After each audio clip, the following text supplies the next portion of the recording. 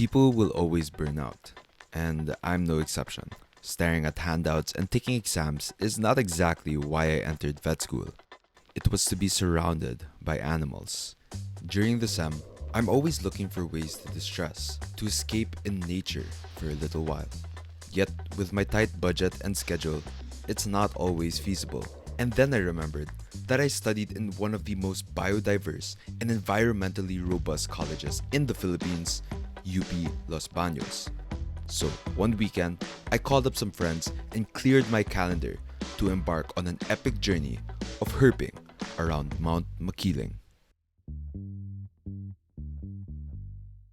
You see, my college, the University of the Philippines, Los Baños, is the agricultural and biological science hub of the Philippines. From animals to forests, they cover it all. It also happens to be located at the foot of Mount Makiling, the tallest mountain in the province of Laguna.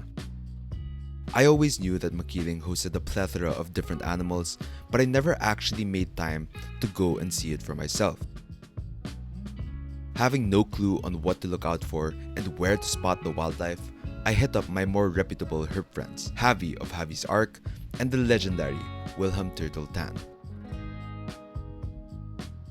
We kicked off our journey at the ASEAN Center for Biodiversity, a rather mundane looking office building that you wouldn't think had a lot of wildlife. But I was so wrong. Immediately, we spotted an emerald tree skink, a vibrant arboreal lizard native to Southeast Asia, just casually climbing up a tree. Then, not even 10 meters away, we saw a bucket list animal of mine, a Draco, or also known as flying lizards. These lizards have a membrane between their arms and body that allow them to glide through the canopy to search for more prey or potential mates. It was crazy to believe that you could find such a unique species if you just take time to pause and look.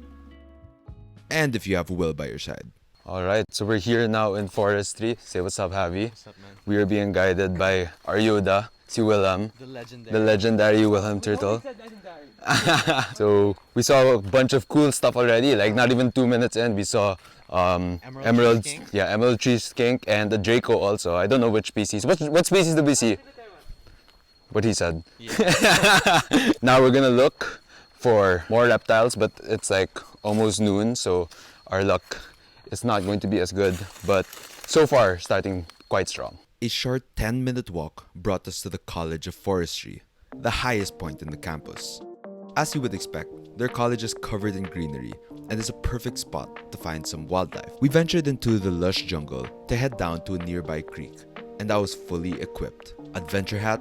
Check. Binoculars? Check. Vibes? Check, check, check. But of course, I was the idiot that left arguably the most important gear, hiking shoes. So I ended up spending half of the time with my ass on the ground. So don't forget your proper shoes, and don't forget to hit that like and subscribe for more content.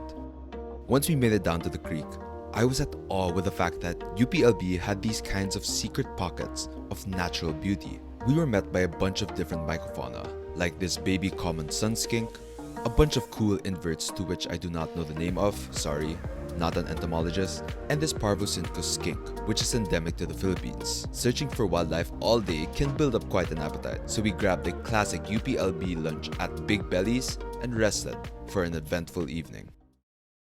Most nature activities end once the sun sets, but not with reptile nerds. So we headed back to the College of Forestry to search for the nocturnal wildlife. This was my first time ever to do something as adventurous like this, so I was honestly a little nervous, but definitely excited. So we're here now with Javi. Say what's up. Looking for wildlife. Haven't found yet though. Cane toad, but the young is night, guys. They're there looking for more stuff. I don't know if you can see them where the light is. And Javi is looking for his capre. After seeing what could be the 700th cane toad and a bunch of other inverts, again, sorry entomologists, I'm not as into bugs, we started losing hope of finding any other reptiles. And then, as if it were on cue, we saw our first snake. This is an Asian vine snake, and it's iconic for its slender vine-like appearance and cunning eyes. It's a moderately venomous snake endemic to southern and Southeast Asia, and it's such a gem to see in person. Shortly after, we ran into an iconic Philippine reptile, the Roque gecko, or locally known as tuko, Although they're very common, these noisy bastards are still one of the most beautiful geckos in the world. I mean, look at that coloration. We even saw a unique species called the Asian bent-toed gecko that honestly looks like a Pinoy leopard gecko. It was insane how nighttime changes the type of species you can see, and we wanted more of it. Alright, so we just came from College of Forestry where we saw a bunch of cool vine snakes, bent-toed gecko. Yes, sir. And now we are here in Jamboree, which is the Boy Scout area of UPLB campus to look for some more herps. And of course, Wilhelm out here. May nahanap na ba? Yeah, light. Just light it. Hopefully we see more stuff. Let's go. Crab. Oh, crab. Crab. Yeah, I see it. But there's something in the hole. Frog. Ouch. Due to the nearby stream, we saw a bunch of different amphibians, like this stunning Rhacophorus species, with one pair even mating. I also learned that these species are also known as gliding frogs, as they actually have the ability to glide from one plant to another, almost as if they were flying due to their webbed feet. Amphibian daredevils. It was honestly frogs galore, and I was so freaking happy to see all the different amphibian homies. We herped for another hour or two, and after falling about 10 more times due to my inappropriate shoes, we decided to call it a night. The next morning, we met up with some more herp friends to venture out into our main and final location, the Mount Makiling Trail. Here, there are no classrooms or offices, just pure, lush greenery. This is our best bet for finding the iconic Makiling species simply due to the habitat. From the towering sequoia-like trees to the fresh running water, it's wildlife paradise.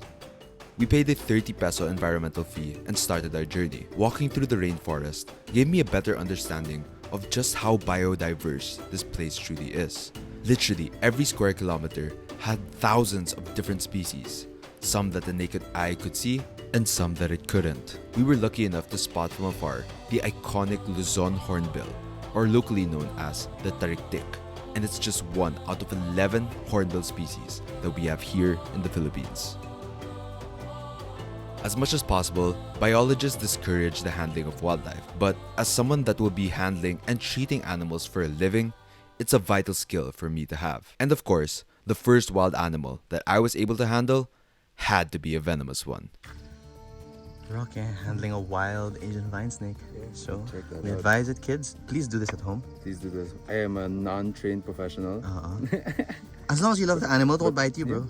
Yeah, dude. We're not doing this. Love in is the all you Bible, need, guys. Okay. May ball python naman ako. But this subspecies is only found in the mainland Philippines. Yeah. Yeah, what Will said, as usual. You can find it in Cartimar for 2,000 pesos. No papers, no questions asked. No questions asked. It was absolutely exhilarating to be able to hold my first venomous snake. And don't worry, Mom, I was with trained professionals, and a bite from this guy would give me a mild fever at worst. Filled with adrenaline, we returned the snake back to where we found him and headed towards the iconic mud springs, a type of hot spring that is formed when volcanic heat and sulfuric acid break down the surrounding rocks into clay to form mud that is very hot, sulfurous, and very acidic. We saw more insects and skinks before seeing, by far, my favorite animal of this trip, the Philippine forest dragon. All right, so this is the Philippine forest dragon. Relative of Hobie. A Long gamid, distant yeah. of my bearded dragon. But look, even down to like the feet, it's almost Yes, exactly like a bearded dragon. That's a gamid, yeah, Tailfin, gamid tailfin family. rin. Beautiful, nice like crest here on the nuchal area. This is a herp I've been wanting to find. And wild. Can you try holding it? Yeah. Oh shit. Ah shit. These beautiful dragons can only be found in the Philippines, and it's one of Makiling's greatest gems as they look just like they came out of a Game of Thrones film. From their dragon-like spine to their gleaming green scales, the Philippine forest dragon was a sight to behold and the best way to end the trip. Herping around my campus gave me a deeper appreciation for the ecological wonder that is Mount Makiling. I always knew that it was loaded with various flora and fauna, but it's different now that I have a personal experience with the organisms that make this place special. What I really love about wildlife is the fact that there is no guarantee to see anything. Some days may be as fruitful as this one, while others may be spent not seeing anything at all. And the craziest thing is knowing that they are always around you, even if you don't always see them. I'm so glad to learn how and where to look for these animals, because whenever I'm feeling stressed or lost in the vet med sauce, I now have a secret haven for me to return to, a tranquil nook to reconnect with the passion that started my love for animals. So, for any nature lover that's been feeling a little burned out, always remember that we have this remarkable sanctuary located just an hour away from the metro, filled with various organisms that will gladly welcome you there. A place to reconnect with nature. A place to stop, look, and listen. I'll see y'all in the next one. Deuces!